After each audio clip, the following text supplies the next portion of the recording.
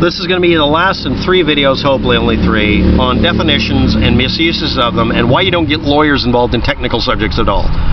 No, this isn't about weapons in the ATF. This is about everything involving lawyers and non-experts making definitions up because they're the ones who get to make these rules, lawyers and lawmakers.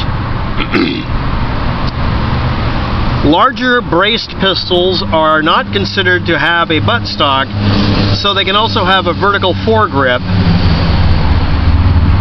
because they have a brace.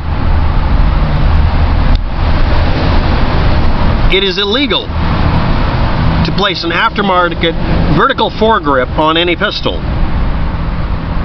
unless you pay a tax and stamp and register it as any other weapon.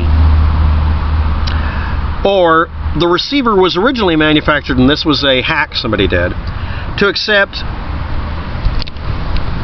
a foregrip in the first place, specifically, and a removable buttstock and long and short barrels, so that it was a kit to make it into a rifle or a pistol or a combination of. But the combinations that are excluded are excluded. It still can be assembled either as a rifle with a barrel at least 16 inches long, make it 18 if you want to make sure, or a pistol, shorter barrel, without a buttstock, regardless of barrel length, because a long-barreled pistol is okay, even under 16 inches, as long as the weapon remains unconcealed with an overall length over 26 inches, so it's harder to conceal. Then it can have a foregrip, as ATF classes it as a firearm, which is a very vague term and stupidly done.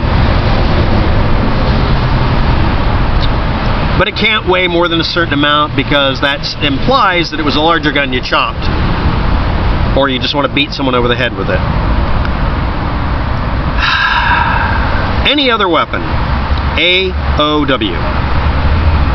Any weapon or device capable of being concealed on the person from which a shot can be discharged through the energy of an explosive of any kind. This also includes rocket launchers and stuff, because they had to make it as vague as possible to make it a catch-all, because that's what it is.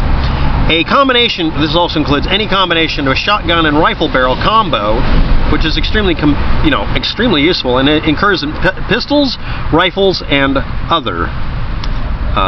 Between 12 and 18 inches in length, which is in that vague area, because under 12 inches it's treated as a pistol, or chopped rifle, or other.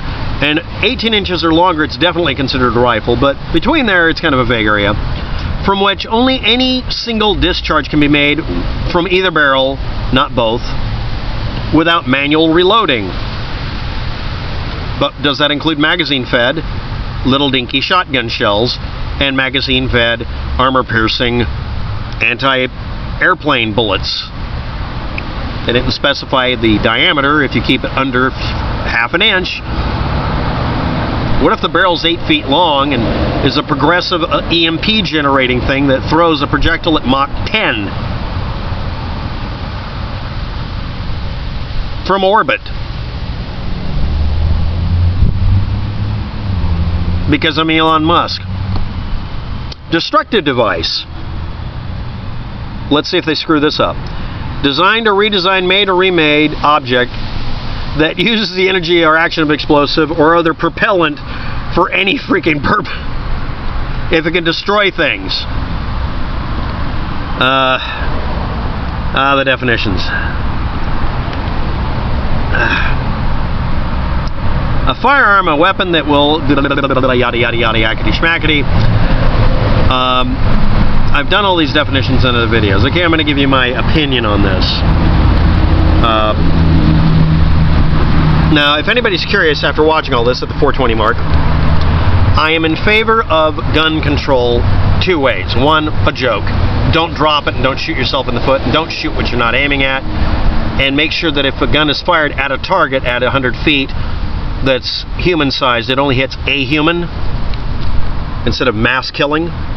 Simple concept. These are the designations a lot of people use. gun control, the idea of it is not that people come to your house and take your guns away, as evidenced by the fact that everything's grandfathered in. In some cases, people owned weapons that are now prohibited, but because they did nothing illegal and did nothing wrong, they didn't have to surrender them afterwards in most cases. We, as a country, value our right that we have enshrined, stupidly in my opinion, and mistakenly in some people's minds, as being a right for everybody in the United States to be armed if they want to. It's not actually the original intent. It doesn't matter if you like that answer. That is true. But do I want the United States to be a gun-free zone? No. Do I think it can be done? No. I'm an example of a person who's legally gotten away with proving that it is mechanically impossible to prevent people from having access to guns. Gunpowder and smokeless powder is too easy to make. I can make a more effective weapon than you can using a bow and arrow, or a slingshot, or no propellant whatsoever. You can weaponize a car by remoting it. You can weaponize a toy plane. But would regulating these things make it easier for us not to get hurt? I'm going to bring up the butt stock modifications that people talk about as being excluded by what was it called again? It was the federal assault weapons ban. Assault weapon instead of rifle. The idea with it is any military weapon called an assault rifle, or anything vaguely military, if you could make a civilian version of it, especially if it could be converted back to military grade, it had to be excluded. And that made some sense in a way. The trouble is, everybody began to create versions of weapons that started off being civilian versions and then converted over to military usage. And the military went along with it, because the parts were readily available. So it totally ruined the whole point of it, because now it's really easy to convert it back and forth. Hypothetically, AR-15 is an example of a weapon that started off one way, went another, and went back.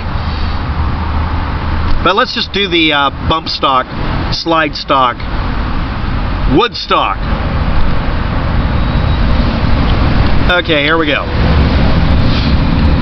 A bump stock, as used in Las Vegas, was used specifically to convert a gun that does not fire automatically into a gun that will, in practice and as a practical application, become a fully automatic weapon.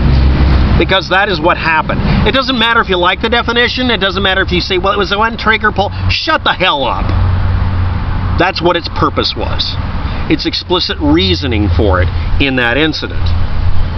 The original designs, and I'm not bullshitting you here, was to make it to where it would absorb more shock so you could fire the gun. It just had the, at the time, very unfortunate habit. If you fired it, if you didn't hold your hand right and let your hand move back with the rest of the gun, it would automatically fire. And you get misfires and negligent discharges. Someone noticed this while designing it or building it or making their own equivalent at home, because this isn't a new idea. You can have a telescoping stock where you click a button and slide it back. What if that clicker on the thing that holds it in position and then makes it spring-loaded or whatever for shock absorber, what if that thing breaks and it doesn't hold it in position? Then it's sliding back and forth. Or what if you lower the tension on the spring and now it's doing fully auto? I'm sorry, but this is one of those ridiculously gray areas. It's so gray about its origin story. But no, explicitly, the original rationale for the damn things, and this is what was stated by everybody involved, was to make it to where it didn't hurt your shoulder for novices so they wouldn't flinch and, yeah, safety effect, not jerk the gun the wrong way and end up shooting somebody on the next shot.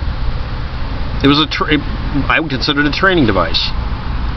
But what it gets used for, just like in a scene from a Tarantino movie where the guy holds the gun and then pushes his finger back and lets it go off like that, in a scene, in a video I'm going to link to, the misuse of literally how you hold the gun versus really making it easy to make this act like a machine gun. Well, how easy?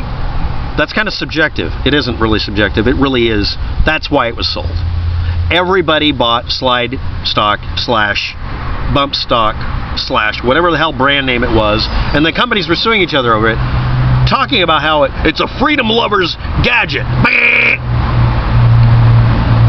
Stop lying to yourself. That's what it was for. Come on. And that puts it under the definition of as a device to convert a civilian, non-military, non-automatic weapon, not just to fully automatic, but to exclude the safer 3-shot burst mode, which is a requirement if you actually want to use a machine gun in the military, because fully auto is dumb, especially for what people sometimes call pistol rounds. Yes, you can make a pistol that has the ability to take a cartridge this long. They do exist. Just look up any large round and see if there's a pistol version. Somebody made one. It was intended to be fired with one hand that you will need to put back on with stitches, but it does exist. Yes, there is an elephant gun pistol, because someone made it, mostly as a joke, I think. See also Demolition Ranch, where he owns a couple of these things. Even he says he hates shooting them. They're worthless. They're fun to fire once a couple of months, if you're feeling really abusive to yourself. My opinion. Letting lawyers decide something that is of a technical nature and technical merit is wrong. It always ends up with laws that everyone hates, no one likes it, and no, it's not the only way to do it. Hiring wannabe celebrities to decide these things, or letting some idiot from California stand there and talk about 30 clip magazines or 30 magazine clips.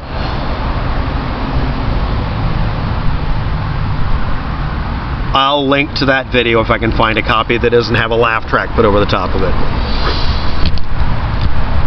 This is all. This is where I come from. Donald Trump should not decide whether or not it's two-step verification to log into Twitter, because Donald Trump is incompetent for deciding whether or not you have to use two-stage authentication or use a dongle to get in. Dongle gate.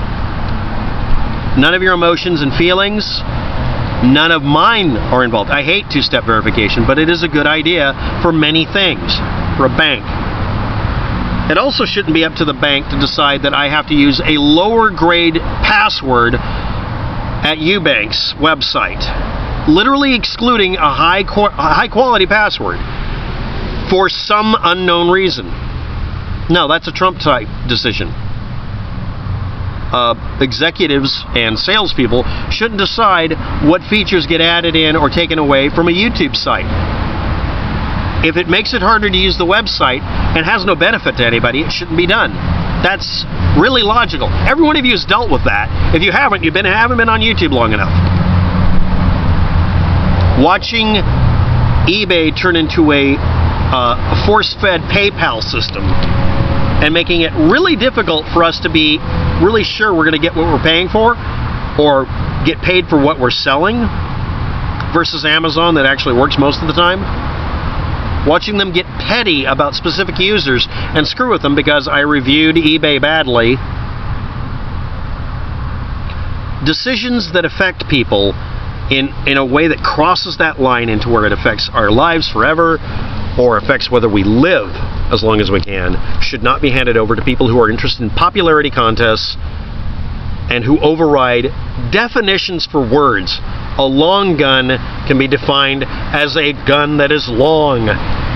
Short-barreled guns or short-barreled long guns can be defined that way. The definitions will be below if you want to read them.